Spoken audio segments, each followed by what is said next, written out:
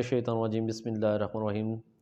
4P marketing और community services की तरफ से तमाम दोस्तों को अस्सलाम वालेकुम वरहमतुल्लाहि वबरकातुहू। आज न्यू सिटी के फ़ेज़ 2 के मुख्तलिफ़ मसाइल जो हैं उनके ऊपर मैं वन बाय वन आपसे डिस्कस करूँगा।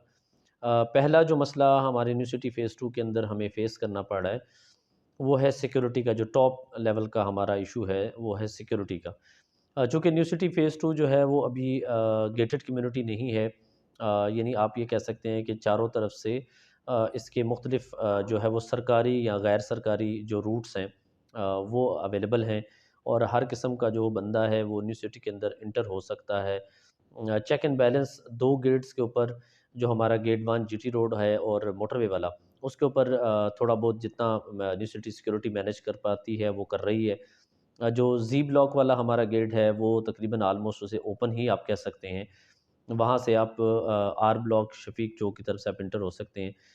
इस तरह करीब तरीन जो गाँव हैं, गाज़ी चेक पोस्ट है, जैसे वहाँ पे गाज़ी गाँव है। लोसर शरफू का जो एरिया इकबाल टाउन वाली साइड पे आता है, वहाँ से भी तकरीबन ओपन है। इस तरह बी ब्लॉक वाली साइड से भी लोग इंटर हो सकते हैं। इस तरह बहुत सारे रूट्स हैं जिनकी तरफ से कोई भी बंदा जो है वो मशकूक फ़र्द जो है वो इंटर हो सकता है। तो न्यू सिटी की सिक्योरिटी के हवाले से मेरी जो सबसे बेस्ट जो ये प्रॉब्लम्स हैं और मैं इसका सॉल्यूशन बताने जा रहा हूँ। बेस्ट ऑप्शन जो मुझे लगता है या मुझे फ़ील होता है, आप भी अपना फीडबैक लाज़मी दीजिएगा, वो ये है कि हम हर ब्लॉक को एक सिक्योरिटी ज़ोन बनाएँ और उसका एक एंट्रेंस, एक एग्ज़िट हम रखें। हमारे मुल्क की हालात ऐसे हैं जिनकी वजह से हमें ये करना पड़ता है। जैसे अगर आप वाकंड की तरफ देखें तो उन्होंने बहुत सारी अल्टरेशंस की हैं। पहले वाकंड की पोज़ीशन और थी, अब वाकंड की पोज़ीशन डिफरेंट है। तो हमें ज़रूरियात के मुताबिक, अपने मुल्क की हालात के मुताबिक हमें ये जो है सिक्योरिटी का जो है वो अरेंजमेंट खुद से करना पड़ेगा। उसके लिए जो न्यू सिटी के रेज़िडेंट्स हैं, अगर उनका हमें सपोर्ट हासिल हो तो हम इनको मैनेज कर सकते हैं। इसके बारे में मैं आखिर में बताऊँगा कि ये सब पॉसिबल कैसे है और हम किस तरह इसको कर सकते हैं। नंबर 2 के अंदर हमारी स्ट्रीट लाइट्स जो हैं उनका इशू है। स्ट्रीट लाइट के अंदर ए ब्लॉक की मेजर रोड्स, स्ट्रीट का सारा, और ए एक्सटेंशन के अंदर चूँकि अभी बहुत सारे मसाइल हैं तो उनको थोड़ा-सा मुश्किल हो जाएगा, लेकिन हम एक्सटेंशन से पहले-पहले या जहाँ एक्सटेंशंस के अंदर पोल्स अवेलेबल हैं, एलटी वायर्स अवेलेबल हैं, वहाँ पे हम स्ट्रीट लाइट मैनेज कर सकते हैं। इसी तरीके से बी ब्लॉक है, सी है, डी है, एफ के अंदर जो है वो नेटवर्क मौजूद है लेकिन स्ट्रीट लाइट अवेलेबल्स नहीं है। ई ब्लॉक का मेजर रोड भी इस वक़्त डार्क है, वहाँ पे भी स्ट्रीट लाइट अवेलेबल नहीं है। एम के अंदर अवेलेबल है, वहाँ पे समद अली शाह साहब जो है वो उसको मैनेज कर रहे हैं। इसी तरीके से अगर आप एच देखें तो वो माशाल्लाह काफ़ी रोशन है। जी ब्लॉक के अंदर भी नेटवर्क नहीं है और वहाँ भी स्ट्रीट लाइट कम है ही नहीं है तकरीबन ऑलमोस्ट। आई और जे के अंदर ब्लिंकिंग लाइट्स हैं, वहाँ पे भी ये इशू चल रहा है। एल के अंदर स्ट्रीट लाइट्स अवेलेबल होती हैं, कभी चलती हैं, कभी नहीं चलती, और एन ब्लॉक के अंदर तो स्ट्रीट लाइट अवेलेबल ही नहीं है अभी फ़िलहाल।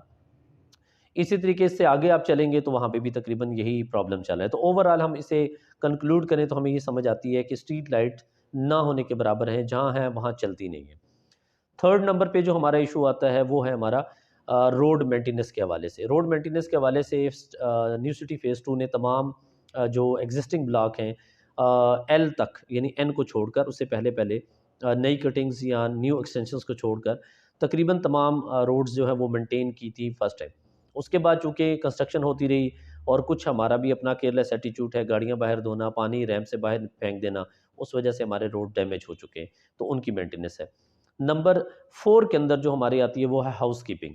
हाउसकीपिंग का मैकेनिज़्म बहुत अच्छा है न्यू सिटी फ़ेज़ 2 का, लेकिन उसके अंदर कुछ प्रॉब्लम्स हमारे अपनी तरफ से भी हैं। वो ये है कि हम अपना जो गार्बेज है वो प्लॉट्स के अंदर फेंक देते हैं।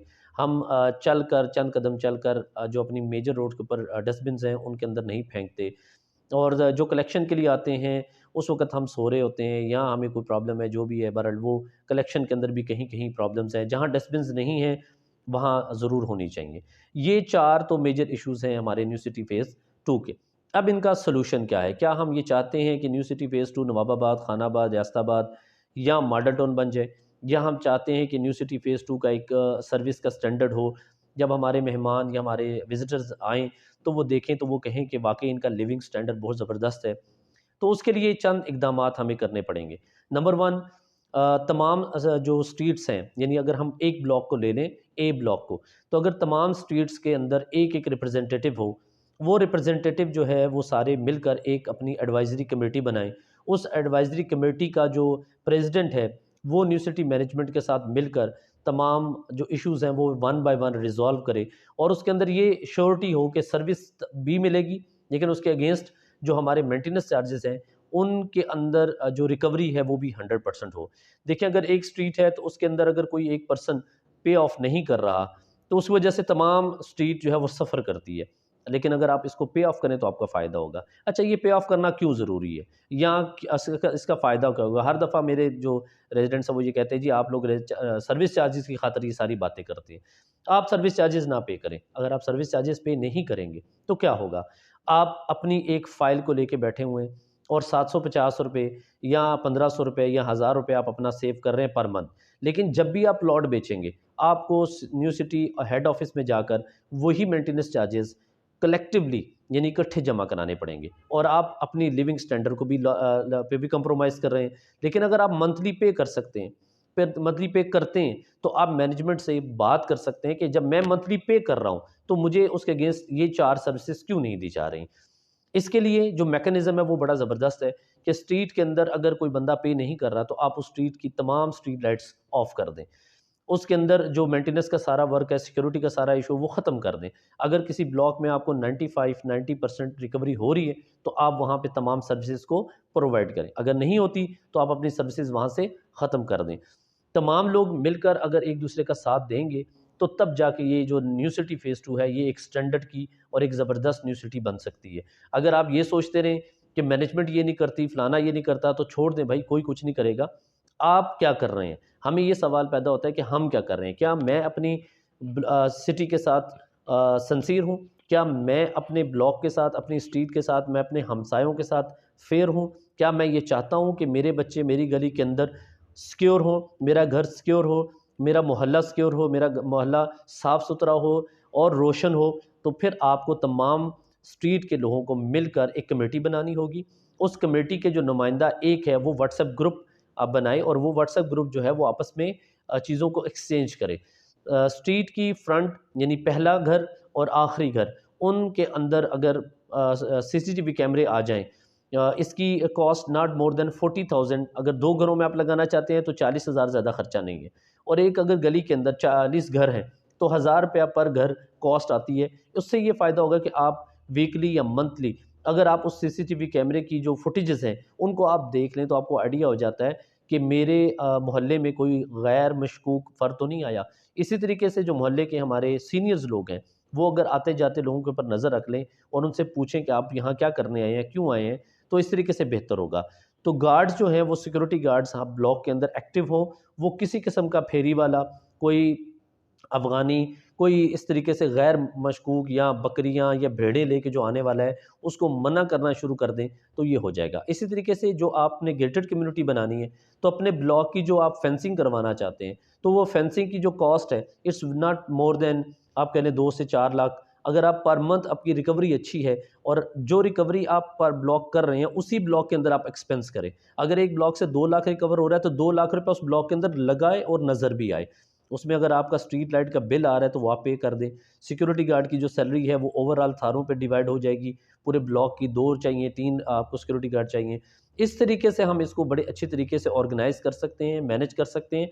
मेरी पूरी कोशिश है कि इंशाअल्लाह और अज़ीज़ नेक्स्ट फ्यू डेज़ के अंदर अगर मुझे कोई जो अथॉरिटी है वो ऐसी मिलती है जिसके अंदर और ये मार्जिन मिलता है कि जो मैं जो कह रहा हूँ वो कर सकता हूँ, तो मैं डेफ़िनेटली ब्लॉक वाइज़ मीटिंग्स भी अरेंज करूँगा। उन मीटिंग्स के अंदर हम मुख्तलिफ लोगों को जो हमारे रेजिडेंट्स हैं उनको बुलाएँगे। प्लीज़ अपने गिले-शिकवे कम रखिएगा, जो पास्ट है उसको छोड़ दें, फ्यूचर की बात करें, प्रेज़ेंट में रह के फ्यूचर की प्लानिंग करें। जो चीज़ हो चुकी है हम उसको रिकवर नहीं कर सकते, उसके ऊपर हम कोई डिबेट करने का माँ सिवाय वक़्त ज़ाया करने के अलावा कोई नहीं है। सॉल्यूशंस की तरफ आएँ, प्रॉब्लम के सॉल्यूशन निकलेंगे, ऑटोमैटिकली जो पिछले ज़ख्म है वो आहिस्ता-आहिस्ता भरना शुरू हो जाएँगे। तो मेरा साथ दीजिएगा, इंशाअल्लाह आपके पास बहुत जल्द, बहुत इंशाअल्लाह टाइमली मैं आपके पास आऊँगा।